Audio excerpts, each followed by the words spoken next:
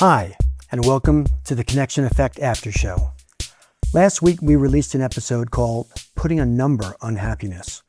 In that episode, I sat down with economist and Rhodes Scholar John Helliwell to discuss his work as the founding editor of the World Happiness Report. Please, if you haven't already, go back and listen to that episode first. John shared so many bits of wisdom on happiness that we are about to unpack. For today's after show, I'm joined by fellow Mapsters, Ava, Harry, and Gaia. And as usual, Harry will be our host. Harry, take it away. Bill, thanks. Really excited for this conversation and to get our group together. We've had a chance to do some after shows, and they've always been super enjoyable. Bill, I'm going to stick with the plan that we've been following, and we always throw the first question back to you. How did you get connected to John and want to bring him on the podcast? And tell us a little bit about just your feelings as you were talking to him. Thanks, Harry. Well, John was a lecturer at our Master's in Applied Positive Psychology program, and he talked about the fact that we have data in 140 different countries about happiness, and I'm a data guy, and all I care about is how do we take the science of well-being and put it into action so we can all enhance our lives. And I think data is a huge starting point. But the reason for bringing John on secondarily is after his lecture, I went up and spoke to him, and I mentioned this at the end of the episode, and I asked him a pretty intense question about what he thinks about the future of humanity. And as he indicates in the podcast, he paused for that. Because this is a profound thinker. And this man wanted to sort of gather all his intellectual capabilities and give me a reasonable answer. And that's what he did. And I watched that in real time. And I said, this is a brain that I want to pick. This is a man that I want to speak to. And that's the reason why he was a guest on the show. And I loved talking to him. Unfortunately, I think the episode just hits at a macro level on so many important things. Right. And I chose to just keep it macro and hit different spots. And then we ended with relationships as opposed to going anything particularly deep because we just didn't have the time. But I loved speaking to him, and boy, what a brilliant, wonderful man. For sure. It was a really enjoyable episode. I kept going back to this question to myself, like a self-reflection. How did I react to it? And I just spent time just kind of pondering and thinking. And so as I thought about where to start us off from a discussion standpoint, I thought I'd start with the question that is the foundation of the World Happiness Report, and it comes from Gallup's World Poll. And the question of this, Gaia, Ava, Bill, is think of your life as a whole. If the best was a 10 and the worst was a 0, how would you rate your life today? And let's maybe start there. What rating would you give your life right now, and what are some of the things that are impacting it? Yeah, I can jump in here. I love this question. And I actually asked myself this question last night after listening to the podcast. And I threw it to my partner, Dan, who I always bring up in these episodes. I wanted to know He's his an honorary answer. And after show he member. is. Right? He is. Dan fan club. Dan fan club. And it was interesting. So his answer was a 6. Okay. And my answer was a 7. And I think we inevitably were thinking in terms of lack. So, we were both thinking we're not where we want to be financially. We're a young couple. We have so much more of the world to see. So we were really measuring our lives by what we still didn't have. And then I thought about your notes, actually, Harry, that you sent, the depth and the warmth of our social connections being so important to happiness. Okay. And that actually bumped my number up to an 8 or a 9. And it bumped in the his moment. number up to... In the moment, it bumped it up to a 7 or an 8. So it was just so powerful for me to think about how John references social connection so much. And by just shifting my mindset slightly, the happiness of my life went up so much more than I would have thought of. So I love the question, and it made me think more deeply about my life. Gaia, before I come to you, Ava, I have a quick follow-up then. So is it fair to say that maybe at the initial part of just that little mini exercise, you might have been taking those social connections, the power of them, for granted? Yes, 100%. Yeah. And I think John mentioned too that our minds sort of go towards what's lacking, or he might have alluded to it. Bad is stronger than good. We kind of always say that in psychology. And so, yeah, I 100% underemphasize the social connections in my life until this episode made me sort of reframe that. So it's very powerful. That's great. Thanks for sharing. Gaia, how about you? I would say I'm probably at a 7 or 8 as well. I think we have a little bit of a skewed sample here, to use data terms, because we all have gone through the process of learning about happiness and positive Yeah. psychology for a whole year. And it was a really rigorous program that not only required us to think about happiness, but also not just talk the talk, but really walk the walk. And in the 3 years since we all did our Masters of Applied Positive Psychology, I would bet every single one of us has changed our lives in some ways to be more aligned with what brings us more happiness. So, right now, what is affecting my 7 or my 8 score? Mm-hmm.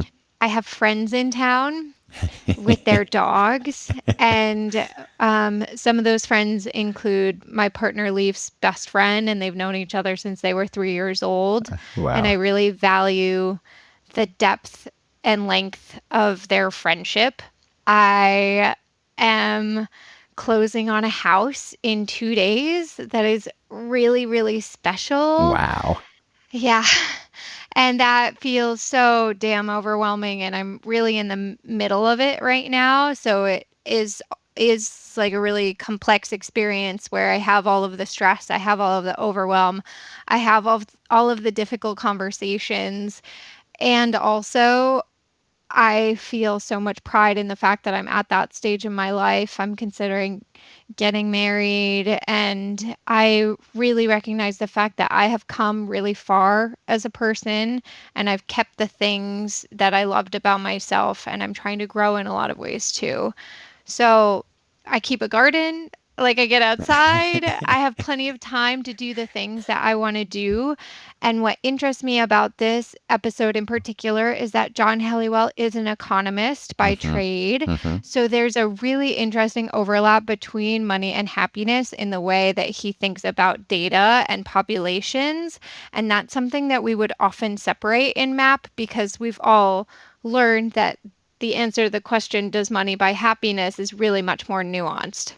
For sure. So it's interesting, Ava, that you went to, me and Dan don't feel like we're financially where Yeah, we want to be yet. And so you also have that like financial component in the back of your mind. Me and totally. Leaf are buying a house. The finances are really top of mind, and very difficult emotional conversations to get through. Yeah. Great ads too. And for both of you too, that power of the social connection. Ava, it's where you guys got to. Gaia, it's where you led with. Clearly we're impacting your response as well. Yeah. Bill, you've had a few more life experiences than some of us. How has your rating changed, and what is it today? I don't know in the younger part of my career if I know what that rating was, because I was so stuck into my day-to-day existence. I don't know that I looked beyond that in ways that I think would elevate my well-being or happiness scale. And I think that's sort of fascinating that, we have listeners in their 30s and their 50s and their 70s, and, they're all going to receive this content differently. Yeah, for sure. Totally. Some people are just in their, work life, and they're starting a family. They're going to have different perspectives, and they may not be looking for happiness as much as other people, because they're looking just to make ends meet, to raise their kids, to do well at their job. And if on the weekends they can find some happiness, then that's great. Certainly people who have less responsibilities may be more focused on what their happiness scale is. For me, my happiness, the formula for me is achievement, meaning, and mattering, and joy. So I'm regularly looking at my life. I'm connecting to myself to look at how much achievement are you getting, how much meaning are you getting out of life, how much do you matter, how much joy are you having? And in the joy category, you have, relationships without a question. So for me, it's constantly looking at, when I talk to John Helliwell about architecting a life, I'm constantly trying to take a look at my life, reflect, and then make tweaks as necessary to sort of enhance my numbers. Bill, what would you say your number is? Thanks, Scale of Gaia. 1 to That's 10. where I was headed. I really intentionally did not want to give that number. That's a Bill answer. Listen, I've been through a life where I've earned enough money to retire from being a lawyer. So you take that out of the equation. I'm blessed with the people that are around me, love me, and we're healthy, so I don't have, I do have obstacles. I shouldn't say I don't have obstacles. And I generally have an optimistic perspective, but sure. I mean, I think my number is 9.5 and it's a high number. And it's a really high number, but I think what I'm doing to enhance my remaining days on this planet is I want my number to be there. And health is as important. I didn't mention that earlier. So being a healthy person, being in the present, working out a lot, eating healthily, I think is critical because I want to have as many excellent days as I can. So anyway, there you go. You forced it out of me. I did, but it's really interesting that you were resistant to answer this question. I think people who are, in general, quite happy might feel like embarrassed to admit that they are quite happy because they know that other people don't have that luxury or that privilege. Do you think that's part of why you didn't want to say it, Bill? Yes, that's exactly why I didn't. I don't want people to feel badly about themselves if they're a lesser number. I don't want them to think that larger numbers are not attainable. People compare themselves to others, which I think is such a false thing to do, because if you're creating false realities. If you compare yourself to somebody that has lesser abilities or attributes, you're going to feel falsely good. And if you compare yourself to somebody who perhaps has greater attributes at that moment, or abilities or resources, you're going to feel bad. And to me, if you're going to compare anything, it's yourself to today and yesterday. I think that whether you're a 2, a 4, a 6, or an 8, or a 9, the question is, how do I go up a half of a notch, and how do I architect my life and improve that? Not what is Joe Blow doing, who are they, and I'll never be that, or I don't want to be that. So I thank Guy for pointing that out. That was very astute. I think it's a good point, Guy, and really might have me jump ahead a little bit to a question I was going to bring in near the end, but I'll do now. Bill, where you were going with Gaia's question really included the assumption that there would be a lot of people who score low. And so then it's hard for you to say a high score because you think you're going to stand out, when we don't know necessarily that's the case for whoever might be listening or whoever you're with. It's similar to the wallet experiment that John talked about, where people believe that they're less likely to have their wallet returned, or people believe that in general more people are scoring themselves low on their happiness thing than the data says actually happens. The data says your wallet's going to get returned a lot more than what you think that it is too. So I want to maybe get some of your all's thoughts on that concept. Like, could we be missing out on the chance to increase everyone's score by not talking about it more, because there are many more people who score themselves high than we think? What's our responsibility with relatively high scores to help increase everyone's happiness? Harry, I'm going to go back to what I ended my last answer with, which is I really think it's unhealthy to share scores in a way. And I'm not faulting the question. I think it was a great question. Sure. But I am so concerned about that people compare themselves to others when they should be comparing themselves to themselves and to who they were the day before and who they want to be the next day. Because, somebody's 6 could be somebody else's 4. And these are all relative numbers. So I'm a little concerned about having those scores out there. Let me change then, and then we can kind of riff on this because I like where you're going. What if I changed it to say that we just don't talk more about the things that are making us happy? Like, do I personally, so the things that are impacting my scores, am I sharing those stories about the things that make me happy that are then, if we connect it to the data, we can. But could I be having an impact on everyone's overall perception of their life if I'm sharing more of the good stuff of mine? You know what's interesting, Harry? Hopefully this is getting at your question. I really love this question, and I will lovingly disagree with the bill. I threw up a little heart sign with Bill. I think I see what Bill is saying. It can create this, if we're sharing scores specifically. Sure. I do think whether it's scores or whether it's conditions, I do think that there's a healthiness in sharing what is making us happy. And not just that, but also talking about the countries or the people who might have very little but still are very happy. So, for example, there was a recent study that came out, and I apologize, I'm riffing off slightly separate from what John talked about, but this was inspired, I think, by his work, where someone looked at the happiness scores in countries where the GDP was the lowest. Because, of course, if a country has high GDP, you might think that they would have high happiness. So sometimes the Nordic countries aren't always a surprise to us. But when it was reversed, countries like Nicaragua, for example, were up there. There were some other countries like Nepal and Iceland and Tajikistan who are normally not even ever named in studies. And I'm very interested in sharing and learning more about conditions where maybe somebody doesn't have money, which we often don't talk about, but they're still very happy. And so I do think that there is relevance in being able to speak more candidly about what you might lack or what you do have and how you can kind of create more of what you want.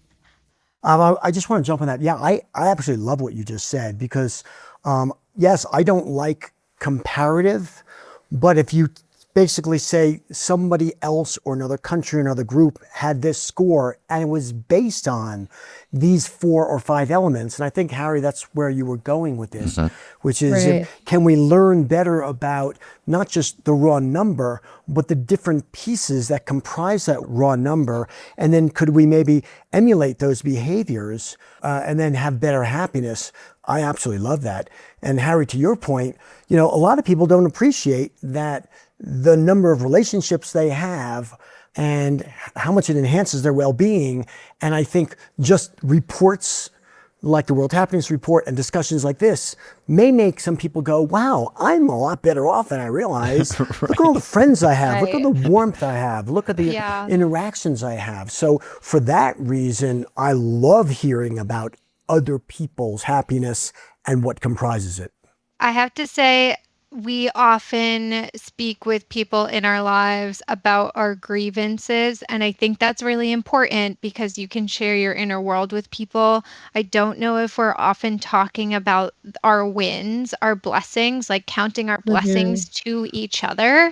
And this is coming from a conversation that I had with my neighbor who is she's a grandmother. She's a very lovely woman, and she said at her age people often talk about the different body systems that are failing. So they're talking about their knee surgeries, the way that they can't swallow like they used to, whatever it Right. might be.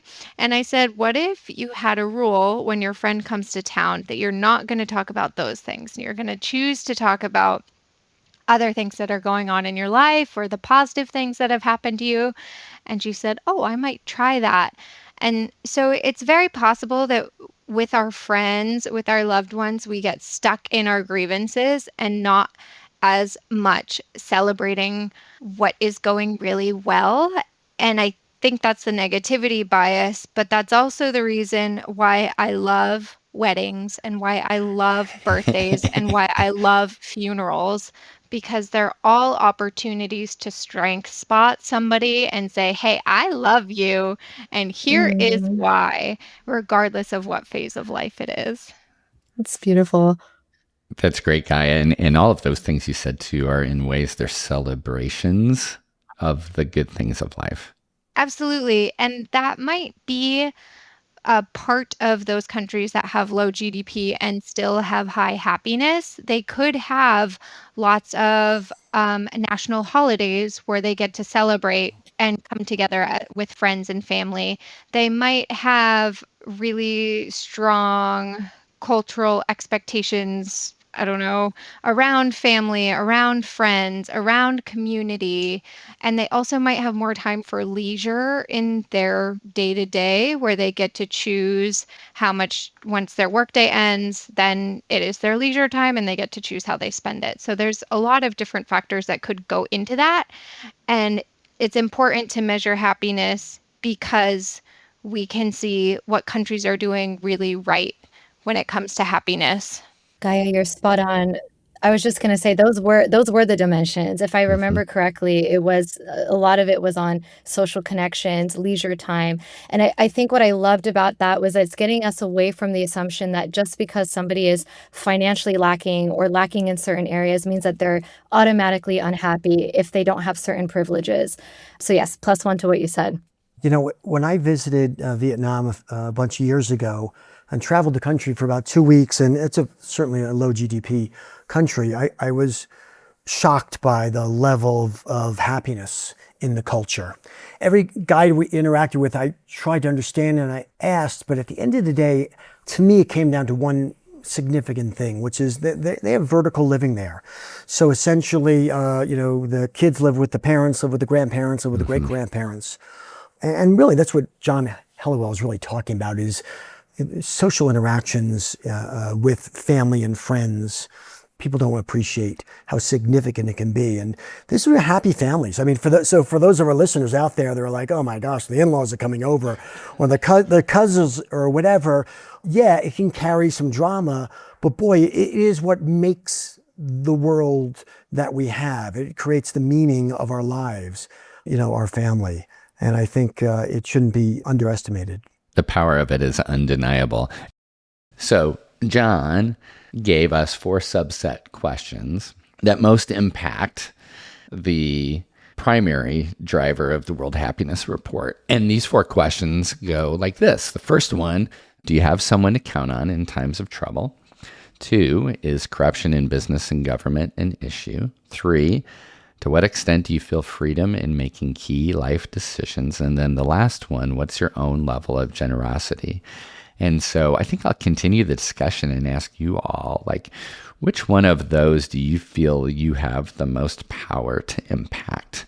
Knowing, that the data shows that these are key drivers to this overall world happiness number that John and his team are working on. I love that question, Harry. Bill, start us off. I think the freedom to make decisions that impact us, I think is an obstacle for us all. I think we all vastly underappreciate the agency and freedom we have to consider who we want to be, how we want to act, and then go and do it. So I happen to think that's an obstacle, but a very resolvable obstacle, because we do, thankfully, if you've got the appropriate resources and support mechanisms, we do have that freedom, generally speaking, to be the people that we want to be within reason. Very good. Yeah, let's continue. Ava, how about you? What do you think? I think I'm drawn to number 1 and number 4. So do you have someone to count on in times of trouble? And then what is your own level of generosity? I do feel that we have quite a bit of control of number 1 and number 4. I think originally I was drawn to number 1 because I've just, in my own personal life, been thinking a lot about men's social connection in particular, and the level of depth in men's friendships. And I don't know if this is something that is a result of, a societal failure perhaps, or maybe it's individual failure is not the right word, but maybe individual resistance to the depth of those friendships. But I do think that investing more in friendships, particularly for men, can just have huge ripple effects, not just for the men that I'm thinking of, but in terms of everybody around them as well. What it takes to get there, I'm not 100% sure. There's probably a million different ways to go about that, but I do think having someone to count on in times of trouble could just make us a happier society if we thought about it more. I like that. Gaia, how about you? I would agree with Ava that I think 1 and 4 are probably within the most control individually. And I think your own level of generosity also requires a level of acceptance. So it's not just giving, but also receiving from others. Do you feel like you are capable of receiving help, of accepting compliments, of allowing somebody to help you, allowing for somebody else's generosity? And that really opens the door for reciprocity in relationships that really deepens your sense of ability to count on somebody when the time comes. And this really requires like a more homegrown individualist bottom up approach to well-being in a larger society where we're really encouraging people to do what they can to improve their happiness. I love that, Gaia. It's almost seeing number 4 as a gateway, like a feedway loop to number 1. I really love that too. Absolutely. And if we were all more generous, not only with our money, but also with our time, with our resources, whatever we have in abundance, and give that out to the people around us, I think that makes for stronger communities and families, friendships, you name it. I really love what you're saying, Gaia, because John was talking a lot about trust in community, participation in community, pro-social behavior. And it sort of does make sense that, the more you have that, the more you're feeling as though your life is well served.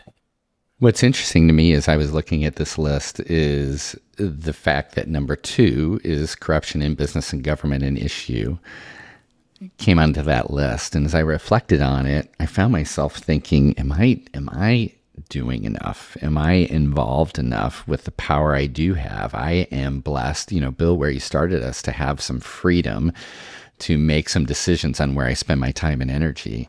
And I would say right now, I'm not spending that much time on issues where my eyebrow is raised thinking this is not necessarily right. I think in more of a, I hope it will work it out, or this is bigger than me, so what could I do?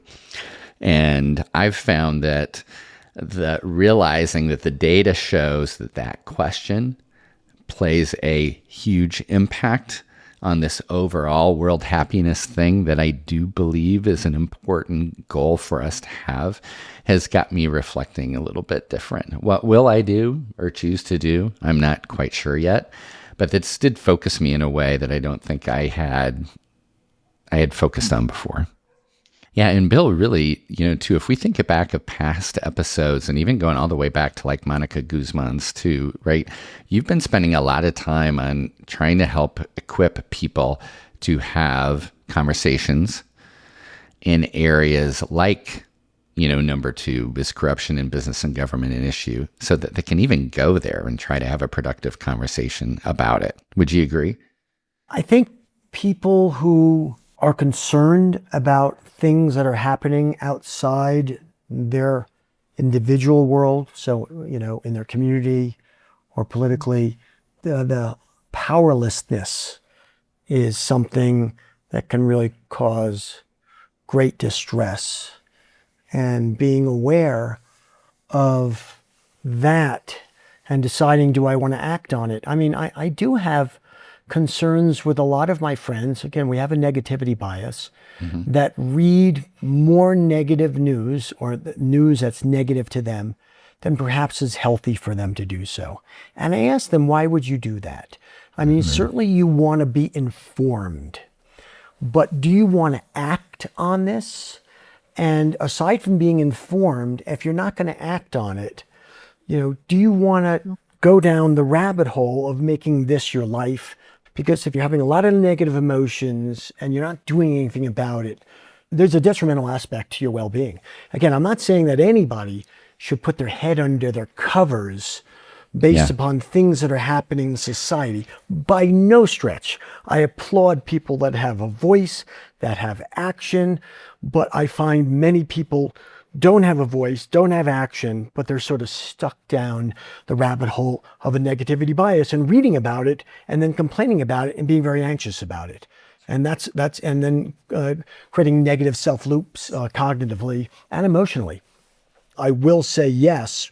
One of the things we're doing in our workshops is teaching people how to be curious and actively listen to understand others, especially those they disagree with. And that the goal of conversation should be to connect with each other and not to win arguments. And what John said that I loved is, what if we had as the goal of every interaction with another person that both people walked away happier? It doesn't happen all the time, but it can be the goal and can happen a lot of the times. I think that's exactly the work we're doing with our dialogue.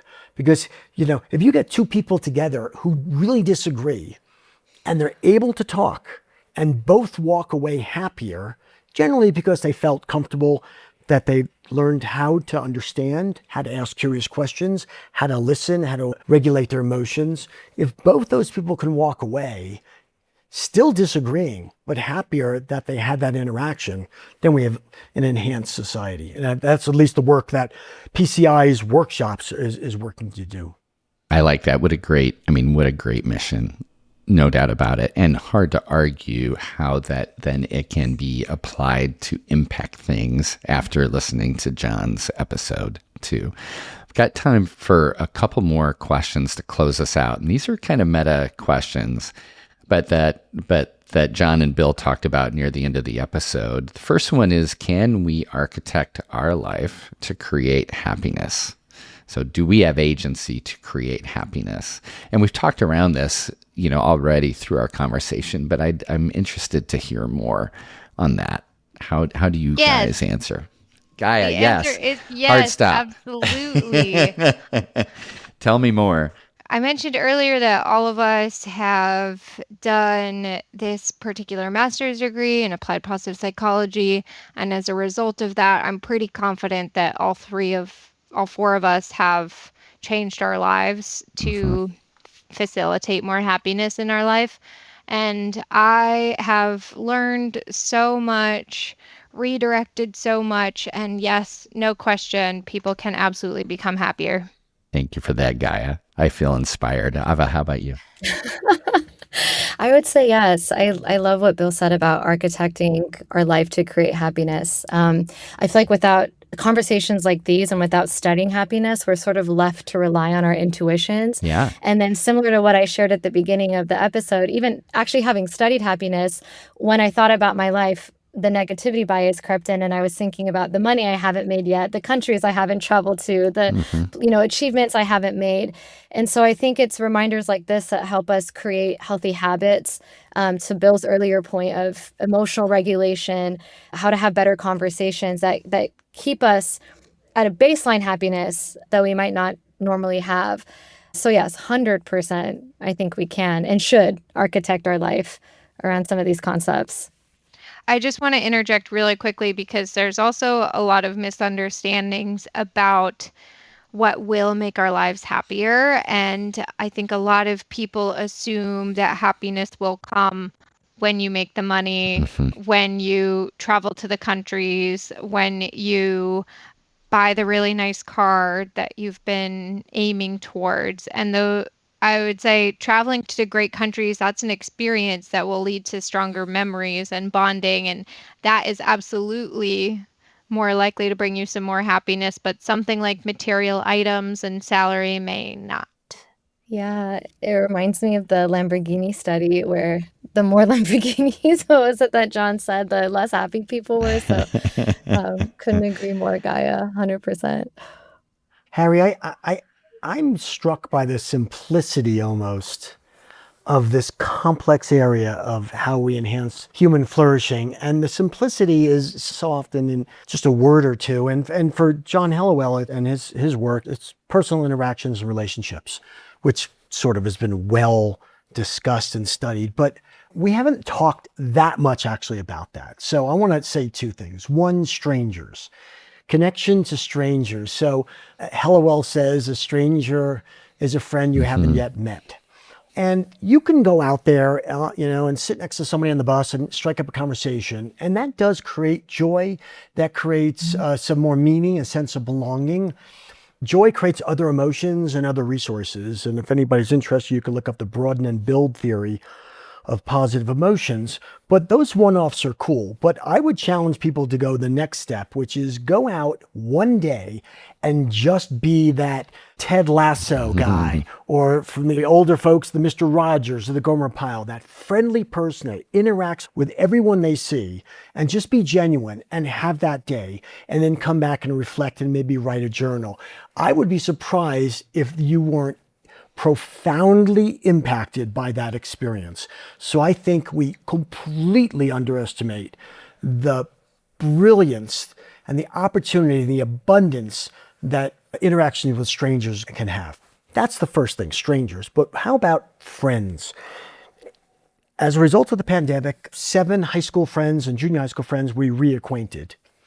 And it has been one of the great well-being achievements of my last several years, because we have a text chain, we Zoom, and then we get together once a year. And these are folks that I'd hardly spoken to for the last several decades.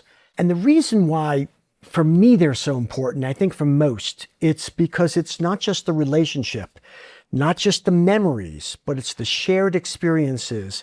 And then what really happens is this amazing sense of meaning and belonging, that, oh, my life has been with these folks and these experiences and these coming of age opportunities for 10 years or 20 years or 30 years. And they're remarkable.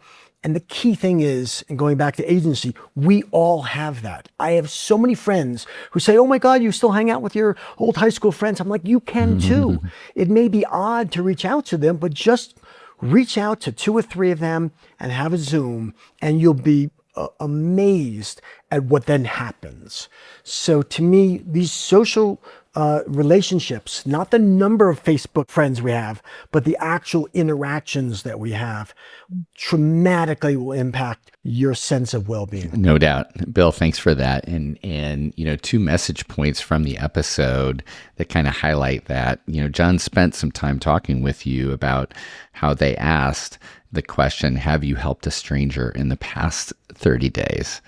And that's something that clearly they say correlates to what the data that they're looking at. And then the big quote, this was early on in your interview with him. John said, the depth and warmth of your social connections is the most important factor impacting how you feel about your life. And I think that example you gave is just a great way to apply that too. All right, final question. We're going to go round table, and I'll ask you all to answer this. Bill, I'm going to come to you last so you can then close us out. So the question relates to what Bill asked John at the end, and something that I'd like to get your thoughts on too, which is, what do you think is the future of humanity? After listening to John, after listening to this episode, what do you think is the future of humanity? And what's a takeaway for you from this episode? And Ava, I'm going to go to you first. Oh gosh, my brain just went bleep. It's because it's such a deep question. I do think that the world we've seen this, the world is becoming more and more and more positive. Even though by a lot of measures and our negativity bias, we see the world as declining. And so I do think that because of things like AI and because of things like the pandemic, it's forcing us to have conversations around how do we keep our social connections alive. And so I think people are bringing more intentionality into that aspect and that dimension. So I have a positive view of the future of humanity. I will say I have an interesting takeaway, I think, from John's podcast, and I'm going to sneak this in there. Hopefully it's not too long, but I think a lot about collectivist versus individualist cultures. So cultures that really prioritize harmony and social relationships, and cultures like in the United States, for example, that don't always, value that. They value independence more and autonomy. And I think there can be this really interesting tension sometimes wherein cultures that have a lot of harmony and social connections, you then lose a little bit of your autonomy because of societal expectations and familial expectations. But then in individualist countries, you then lose that harmony and that warmth. So my whole takeaway from John's episode was, how do I balance both of those two things? How do I ensure that I have independence, particularly in a country that makes it easy to have that, but also then have warmth and depth in my social connections without going overboard and living my life solely for the connections that I have. So I'm thinking very critically about that balance. And that's my takeaway. That's great. Thanks, Ava. Kaya, how about you? Wow, I love that answer, Ava. I think I also have a pretty optimistic point of view here. I think that we are going to have to ask ourselves some difficult questions about individualism, particularly in the age of AI, where so much of our lives can be hyper efficient. We can become individuals that are siloed really, really easily. And I think there's going to be a bit of a counterculture from that experience. I think people are going to look to their more local communities for a sense of connection, for a sense of trust in their neighbors and the places that they live, as opposed to more global scale. That is my thought, and I like that thought a lot. So maybe this is just the world that I want to build. These are the seeds that I want to plant and cultivate, but that's the direction that I would like us to head in. I like it. I like it. A nice statement of agency too, Gaia, which is terrific. I'm going to echo what you said and say I just can't. I am optimistic as well, and we kind of maybe knew our crowd would lean that way. But you can't get away from, if we go all the way back to choice or agency, I still always can choose how I feel about something. And I can also still always choose how I treat others. And those two elements of agency that can really never be taken away from me gives me hope, because everyone will always have those two freedoms. I know today is a big day for me. It's my wedding anniversary. And those who know my story know that this is the 5th wedding anniversary I've experienced without my wife. And I could choose, and not to say that I won't battle with how I feel today, but I also know that, you know, even after experiencing 36 years with someone and not having them there, I can still have a day where I can start off by writing some notes to a close friend. I can go help out with my granddaughter, who raises her arms and comes running at me saying, "Grandpa." And then I can end the afternoon with a group of friends that I would have never met had my wife been alive, because I would have never gone into this program, and have a cool discussion about what makes the world happy. I mean, how neat is that? I can then choose on what many could label a dark day to just feel a lot of joy and generosity and connection. And that can never be taken away from me. And so I am optimistic. Bill, close us out. Wow, we're all a bunch of optimists. How many optimists does it take to change the world, to make it a permanently positive place? Yeah, I'm very bullish on the future of society, notwithstanding the incredible number of obstacles that it faces, not just today, but historically. And I think my optimism comes from the fact that we're just social animals. We love each other. We need each other. And if anybody wonders about that, just the next time you talk to somebody and you look at them in the eyes for an extended second and really listen to them, there's something magical that happens there, whether it's a stranger, whether it's a friend, a family member, that ability to go inside somebody else's soul by looking in their eyes and hearing them and feeling them and being with them and being in the same planet together. I think that trumps all the negatives that come our way. It always has, and I think it always will. So, Harry, thank you. Another stellar job in facilitating this conversation. Ava, Gaia, believe it or not, guys, I'm going to listen to this episode again because I really want to hear what you three had to say, because some of it was just so interesting to me. I want to ruminate over it a little bit, or reconsider it and think about it. So thank you for your usually stellar input. And to our listeners, thanks for joining us on this journey on how we enhance our lives and our well-being, and what makes and comprises happiness, especially given the complexity of society. To our listeners, follow us on our Substack, share your thoughts, your questions, your experiences, so we can continue to expand our community. And that being said, we look forward to seeing you in the next episode of The Connection Effect. Thank you so much for having us. And Harry, thank you for sharing that. Dana. I always cry every time you come on. I need my tissues.